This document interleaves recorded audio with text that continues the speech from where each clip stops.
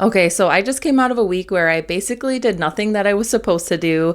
And instead of just moving on and pretending like it didn't happen, I wanted to talk about it because I feel like it's a cycle that I find myself getting stuck in, and I don't really see many people bring it up.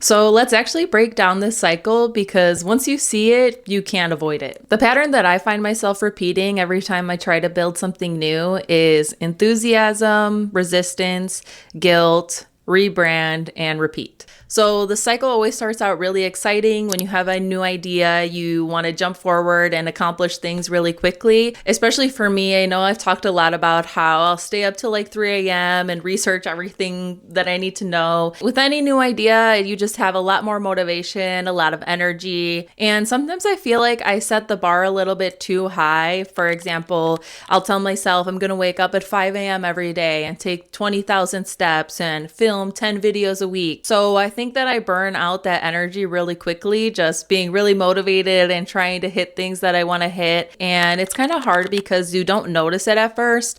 It's not like I just drop everything in one day. It's like maybe one day I wake up and I don't want to film a video. So I'll say, okay, I'll do it tomorrow. And then tomorrow comes and I still don't feel like filming it. So I'll say, okay, I'll do it on Monday. And then of course, Monday comes and I still don't feel like doing it. So after that pattern kind of starts repeating where I do have that resistance to working on my goals, for whatever reason, it might be that I am just not feeling like my best and I don't want to go on camera, or I just don't really have an idea that I want to talk about.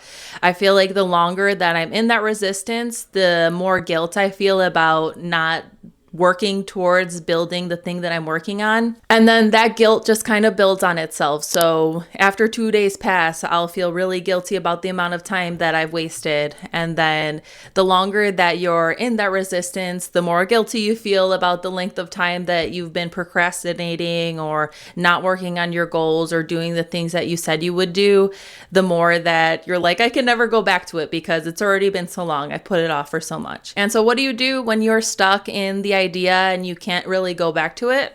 You come up with a new idea. And that's what I do. I'll say, okay, I'm going to post once every day for 30 days. And so I rebrand my original idea into something different because I feel like I can't go back to it. And the cycle kind of repeats after that, where I'll get really excited on this new goal that I'm going to accomplish. I work really hard for a couple days or a couple weeks, get burnt out, feel guilty about it, and then come up with something new to work on, and so on. And so I feel like I've kind of normalized it to myself where I do fail at things that I'm trying to work on and I just keep restarting. And now I'm kind of noticing that cycle and trying to break it. If we know that this is the cycle, then why do we keep restarting? I think that's because the beginning of anything just feels really good. It feels new, it feels fresh, it feels like anything is possible and you don't have that baggage to carry on with the things that you weren't able to accomplish. These new shiny ideas give us dopamine and give us motivation. So we keep making new plans because that in itself is satisfying enough. Unfortunately, though, the enthusiasm of new ideas and starting over never really lasts. And once that wears off, we can kind of feel like we've already failed. We can think that since we're not as excited as we were in the beginning, that maybe this isn't meant for us, or maybe we're not working hard enough. And that can kind of get you questioning if you should continue on with your goal or building the thing that you're working towards, or if maybe quitting and starting something different would be a little bit easier. And that's why we can't rely on motivation or the enthusiasm that we get when we start building something, because if we do, then it will lead to resistance. And this might be controversial, but I feel like resistance just means you are doing the thing that you're supposed to be doing. I don't think that we get so frustrated or feel so intensely about things that we don't care about. If something didn't matter to you, you would just quit, and you wouldn't be sitting with that frustration you feel when you want to achieve a goal, but you're not working towards it. I think resistance is just human. We have things that we want to do, but a lot of times life gets in the way. We have to clean our house, take care of ourselves. Like a lot of us have to take care of our kids or take care of our job. I don't know. Like, I feel like figuring out what you want to have for dinner every night can cause a huge spiral in itself. The thing is, resistance is normal, but it's what we do with it that really matters. If we notice it's happening and just continue to sit in it and let it snowball, then we will start feeling really guilty and the cycle will just continue. Now, this is the part of the cycle that does the most damage, and it's what keeps it going, to be honest. And that's the guilt about it. The guilt will turn a temporary pause into a whole identity crisis. For me, not posting for a week became, I always give up. I always do this. This is me doing the same thing I always do. And if I don't notice or try to change that, then my identity will be, I'm somebody who gives up. And once that does become my identity, it'll just be harder the next time to try to succeed. The guilt and the shame will just make us avoid the things that we don't want to see. We don't want to see the proof that we're just continuing the cycle and doing the same thing that we always do. So we'll just like avoid it and pretend we don't see it. But that can't last forever. So how do we fix it? In comes the new plan. And the sneakiest part about this part of the cycle is the new plan feels like you're making progress.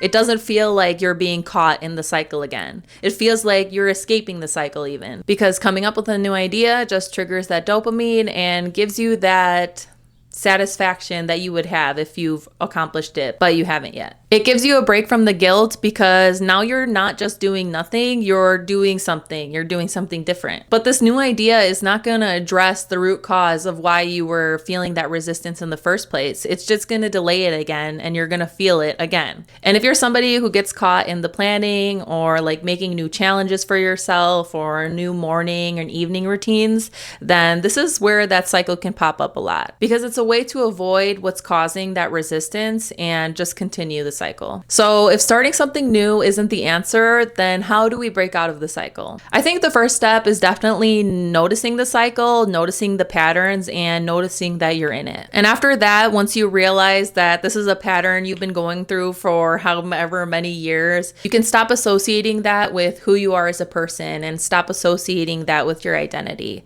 And that kind of removes a little bit of its power already. A way to break out of the cycle can be to make a goal so small that it's practically laughable. Like, it's impossible for you to fail. So some examples could be, if you're somebody who's trying to be more active and get more in shape, you could say, I'm just going to stretch for 5 minutes or do 10 jumping jacks. Or if you're working on a new hobby, you could say, I'll do it for 10 minutes. Although honestly, that goal might not be small enough because sometimes I find myself not following through with that. So if you have any ideas of small, tiny goals that you might be able to set for yourself, let me know in the comments, because I feel like sometimes even when I try to set small goals, I still make them a little bit too big. But I'm trying to stop doing that so I can break out of this cycle. Another thing that you can do to break out of the cycle is to just take the next step even when you're not feeling like it. Like, even when you feel like you'd rather die than take the next step, if you can force yourself to just do it, then you'll feel really good about it and it will be huge in terms of breaking out of the cycle. And that's because as soon as you take one little step, it'll motivate you to take the next step.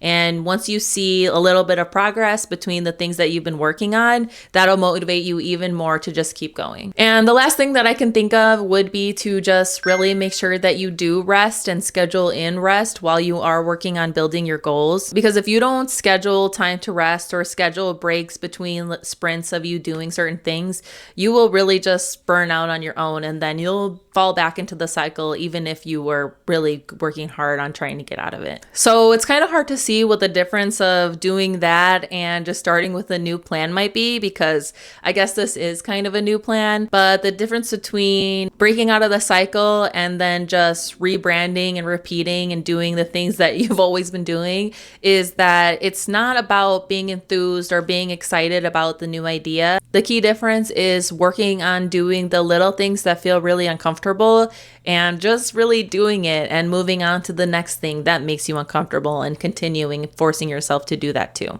And then also by just being more reasonable about the goals that you're trying to hit within the big thing that you're building. So here is me working on trying to break out of the cycle, filming this video was definitely a big step in terms of doing the thing that feels uncomfortable to me, even when I don't want to do it. I'm forcing myself and I'm here. And now that I've pretty much filmed the whole thing and I'm at the end, I do feel a lot better and I feel really glad that I did it and I didn't just continue to let myself feel guilty and then try to figure out something new and then have all these high hopes and dreams that will eventually just repeat themselves. And this is a cycle that has been plaguing me for probably like at least 10 years. It feels like no matter what I do, I always give up and then start something new, and then I give up on that and then I start something new.